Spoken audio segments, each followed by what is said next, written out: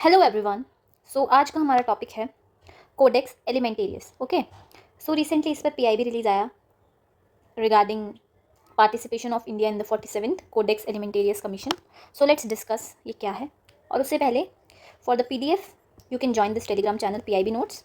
सो last year 47th session हुआ था codex Alimentarius commission का। उसमें इंडिया ने ग्रुप स्टैंडर्ड डेवलप किए थे for whole millet grains. So recently अभी 88 सेशन हुआ एग्जीक्यूटिव कमेटी का ऑफ कोडेक्स।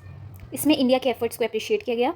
इंडिया जो है वो मेंबर है of executive committee, elected member है। ओके, नाउ अब जो 48 सेशन है that is scheduled for November 2025। जो स्ट्रैटेजिक प्लान के लिए डिस्कशंस हुई दैट इज फॉर 2026-2031 पीरियड के लिए, उसके लिए इंडिया हैज़ रिकमेंडेड कि मॉनिटरिंग इंडिकेटर्स जो होने चाहिए वो आउटकम बेस्ड हो, मेजरेबल हो और कंसीडर्ड हो।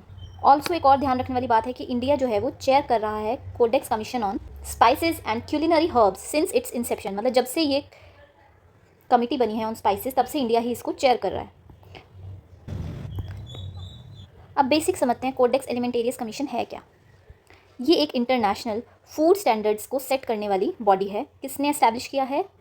FAO that is food and agriculture organisation and WHO world health organisation. कब बनाया? 1963 में। कोडेक्स को मिलकर बनाया है FAO और WHO। FAO क्या है? Food and agriculture organisation.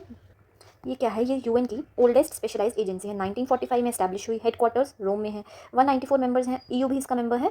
100% funding कहाँ से आती है? मेंबर कंट्री से। ये रिपोर्ट भी रिलीज करता है जैसे state of world forest report, state of food security nutrition in world. इसका काम बेसिकली फूड और एग्रीकल्चर सेक्टर में रिसर्च, एजुकेशन, स्टैंडर्ड्स इस सब के लिए ही काम करता है। ओके, उसके बाद WHO वर्ल्ड हेल्थ ऑर्गेनाइजेशन, इसका नाम तो आपने बहुत ही सुना होगा। ये भी यूएन की स्पेशलाइज्ड एजेंसी है। 1948 में एस्टैब्लिश हुई। 194 मेंबर स्टेट्स हैं।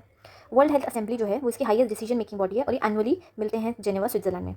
इसका रोल तो बहुत ही आपने सुना ही होगा कई डिसीज़ को इरेडिकेट करने में वर्ल्ड वाइड। कोई हेल्थ इमरजेंसी आती है, जैसे कोविड हुआ था तो उस टाइम भी इसने काफ़ी रोल, ऑल्दो क्रिटिसिज्म भी हुआ इसका काफ़ी, बट स्टिल WHO का इंटरनेशनल लेवल पे हेल्थ रिलेटेड एक अच्छा खासा रोल है। Okay, then will understand Codex Alimentarius commission. ठीक है, इसके हेडक्वार्टर्स कहाँ है? रोम में है। इसमें कितने मेंबर्स हैं? 188। और एक ऑर्गेनाइजेशन EU भी मेंबर है that is European union.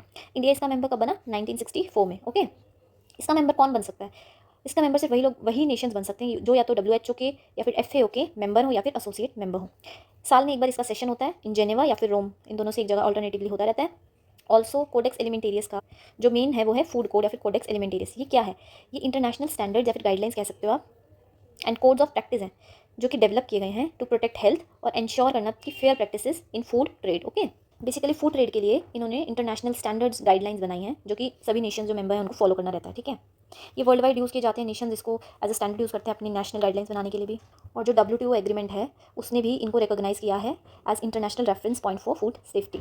Also अगर किसी प्रोडक्ट को ये कोडेक्स एलिमेंटेरियस के अंडर रिकॉग्नाइज्ड है तो consumers can trust the safety and quality of that product.